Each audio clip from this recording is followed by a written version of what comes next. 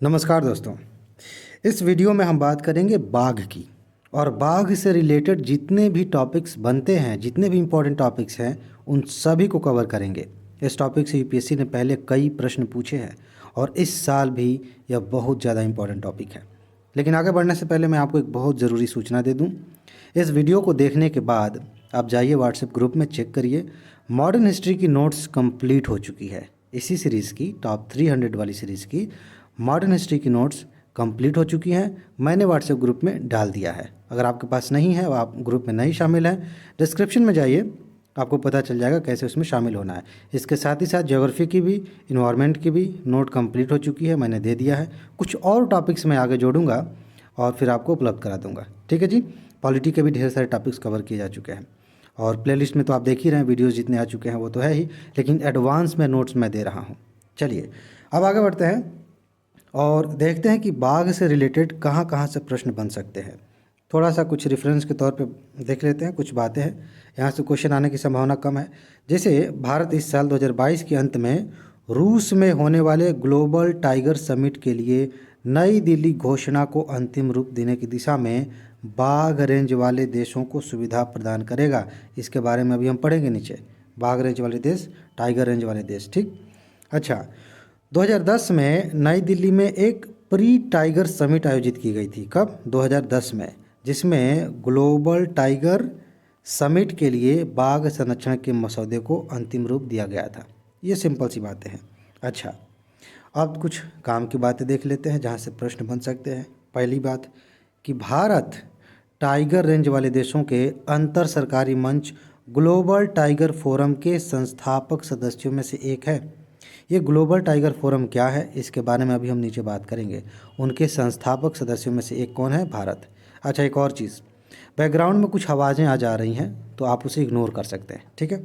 चलिए अब आगे बढ़ते हैं। पिछले कुछ वर्षों में ग्लोबल टाइगर फोरम ने भारत सरकार, भारत में बाघ राज्य और बाघ रेंज वाले देशों के साथ मिलकर कार्य करते हुए कई विषयगत क्षेत्रों पर कार्यक्रम का विस्तार किया है। इसे भी सेंटेंस के तौर पर इस्तेमाल किया जा सकता है। लेकिन अगर आपसे पूछ लिया जाए कि बाघ रेंज वाले देश कौन से हैं, या मतलब ऐसे दे दे कि बताइए इसमें से कौन सा नहीं है, तो आप कैसे बताएंगे? अभी पिछले ही 2020 के पेपर में मेरे ख्याल से प्री में यूपीएससी ने पूछ लिया था कि कौन G20 देशों में नहीं है या है, ऐसा प्रश्न कुछ था। अब 20 देश थे, वहाँ से पूछ सकती है, तो ये तो सिर्फ इतना ही है। ध्यान रखिएगा, बांग्लादेश, भूटान, भारत, कंबोडिया, नेपाल, म्यांमार और वियतनाम, इनको टाइगर रेंज कंट्रीज़ कहा जाता है। ठीक है ना, ध्यान रखिएगा, इसको याद कर लीजिएगा। आगे बढ़ते हैं। बाघ के बारे में सिंपल सी बात, जैसे कि हाथी के बारे में हमने कहा था कि वह अपने पारिस्थितिकी तंत्र की विविधता के लिए बहुत ज़्यादा इम्पॉर्टेंट है। बाघ भी, हाथी भी, इस तरह के कुछ जीव हैं। चलिए क्वेश्चन यहाँ से बनते हैं। पिछले साल भी प्रश्न बने हैं, मतलब इसके पहले, इसको लेकर के कि संरक्षण के लिए क्या क्या किया गया है, कैसी स्थिति है बाघ के संरक्षण की। वन्य जीव संरक्षण अधिनियम 1972, इसकी नोट तैयार हो चुकी है। इस पे आपने इसको रिवाइज भी कर लिया होगा। इसकी अनुसूची 1 में शामिल किया गया है बाघ को, और IUCN की रेड लिस्ट में कहाँ है? लुप्त प्राय कैटेगरी में है। ऐसे जब सेंटेंस मिले तो अब जाके उसकी इंग्लिश भी देख लिया करिए। ठीक है। अच्छा, आगे बढ़ते हैं। ये देखिए, वन्य जीवों और वनस्पतियों की लुप्तप्राय प्रजातियों के अंतर्राष्ट्रीय व्यापार पर कन्वेंशन, जिसको साइट्स कहते हैं, साइट्स के परिशिष्ट 1 में शामिल है बाघ। ठीक है। अब देखिए आगे बढ़ते हैं। भारत में क्या हाल है? भारत, ध्यान दीजिएगा, इस तरह से जब यूपीएससी ने पूछा है, चाहे ऊँट पे पूछा हो, चाहे जंगली गधा पे पूछा हो, चाहे गेंडा पे पूछा हो, इस तरह की जानकारी काम आती है। भारत वैश्विक स्तर पर बाघों की 70% से अधिक आबादी का घर है। किसकी? बाघों की। अच्छा, भारत के 18 राज्यों में कुल 53 बाघ अभयारण्य हैं और वर्ष 2018 में अंतिम बाघ गणना में इसकी आबादी में वृद्धि देखी गई थी। ठीक है, ये 53-54 ये अपडेटेड रहता है, उसको आप देख लेंगे। लेकिन यहाँ से क्वेश्चंस नहीं आते क्योंकि कुछ चीज़ें हर साल कभी कभी बदल जाती हैं। जैसे कि रामसर कन्वेंशन के तहत जो साइट्स हैं, आर्द्र भूमियाँ हैं, आप पढ़ते हैं तब तक 1 साल 6 महीने के अंदर कुछ नहीं जुड़ जाती हैं। ठीक है। खैर, ये देखिए, ये फिलहाल तो लेटेस्ट डाटा है। गुरु घासीदास छत्तीसगढ़ में है, 53वां टाइगर रिजर्व है। यहाँ से क्वेश्चन आ सकता है। टाइगर रिजर्व में एक लिस्ट आप बना लीजिए और उसे याद कर लीजिए। कौन सा टाइगर रिजर्व किस राज्य में है। एक तो ऐसे ही पूछा गया तो आप कर लेंगे। कभी कभी ऐसे डिस्क्रिप्शन दिया जाता है कि यहाँ की जलवायु ऐसी है, यहाँ पे ऐसी परिस्थितियाँ हैं और यहाँ पे ये टाइगर रिजर्व है, और पूछा जाता है किसकी बात हो रही है, वहाँ भी यह जो फैक्ट है काम आता है। चलिए अब देखिएगा ये इसको, भारत ने बाघ संरक्षण पर सेंट पीटर्सबर्ग घोषणा जो है उसमें जो लक्ष्य तय किया गया था उसे 4 वर्ष पहले ही अपने लक्ष्य को पा लिया है। मतलब इस घोषणा में तय किया गया था कि बाघों की आबादी को बढ़ाया जाएगा। इसके बारे में अभी आगे हम विस्तार से बात करेंगे। एक सीधा सा प्रश्न यूपीएससी पूछ सकती है कि सेंट पीटर्सबर्ग घोषणा का संबंध किससे है, किस जानवर से है, ऐसे भी पूछ सकती है, बाघ, हाथी, चीता, ऐसे करके। तो आप ध्यान रखेंगे टाइगर, बाघ। अच्छा, तो ये हमने पूरा कर लिया, 4 वर्ष पहले ही पूरा कर लिया था। अच्छा, उसमें 2 गुना करने का लक्ष्य था। भारत की बाघ संरक्षण रणनीति में स्थानीय समुदाय को भी शामिल किया गया। सिंपल सी बात है, इसको वैसे भी आप मान के चलेंगे तो होगा ही। प्रोजेक्ट टाइगर के बारे में कहाँ कहाँ से प्रश्न आ सकते हैं। पीसीएस एग्जाम्स में तो पता नहीं कितनी बार ये पूछा गया होगा कि कब शुरू हुआ था, प्रोजेक्ट टाइगर कब शुरू हुआ था। तो यह वर्ष 1973 में शुरू की गई पर्यावरण, वन और जलवायु परिवर्तन मंत्रालय की एक केंद्र प्रायोजित योजना है और यह देश के राष्ट्रीय उद्यानों में बाघों को आश्रय प्रदान करती है। कब शुरू की गई थी? ये 1973 में।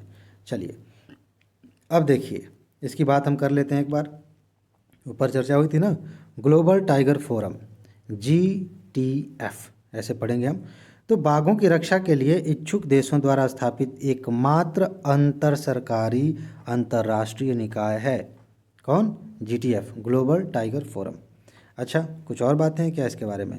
यह दुनिया के 13 टाइगर रेंज देशों में वितरित बाघों की शेष 5 उप प्रजातियों को बचाने पर केंद्रित है। यहाँ से भी क्वेश्चन आ सकता है, ध्यान रखिएगा।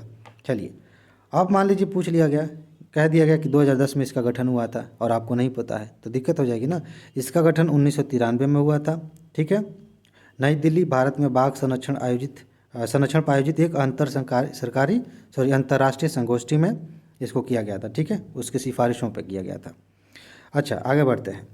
फोरम की स्थापना के लिए टाइगर रेंज के देशों की पहली बैठक 1994 में हुई थी, जिसमें भारत को अध्यक्ष चुना गया था और अंतरिम सचिवालय बनाने के लिए कहा गया था। अब ध्यान दीजिएगा,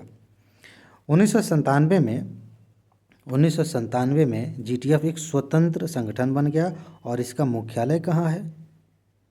दिल्ली में है, नई दिल्ली में है। क्वेश्चन घुमा दिया जा सकता है यहाँ पे, ध्यान रखिएगा।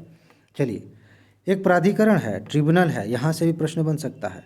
राष्ट्रीय बाघ संरक्षण प्राधिकरण, इसको हम बाघ अभी कर देते हैं, नीचे लिखा है यहाँ पे, ठीक है, इसको अभी हम एडिट कर देंगे।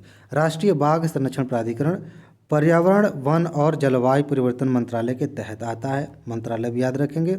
और यह एक वैधानिक निकाय है, इस पर यूपीएससी खूब खेलती है। वैधानिक है कि संवैधानिक है? वैधानिक का मतलब ये कानून के तहत बनाया गया है, संविधान में इसके लिए कोई आर्टिकल नहीं है, ठीक है ना। चलिए आगे बढ़ते हैं। वर्ष 2006 में वन्य जीव संरक्षण अधिनियम 1972 के प्रावधानों के तहत उसमें संशोधन करके, ठीक है, इसको बनाया गया। अब यहाँ से भी क्वेश्चन बन सकता है कि किस अधिनियम के तहत बनाया गया था। 2002 वाला भी ऑप्शन में हो सकता है, 1986 वाला भी हो सकता है, ठीक है, और ये 72 वाला तो है ही।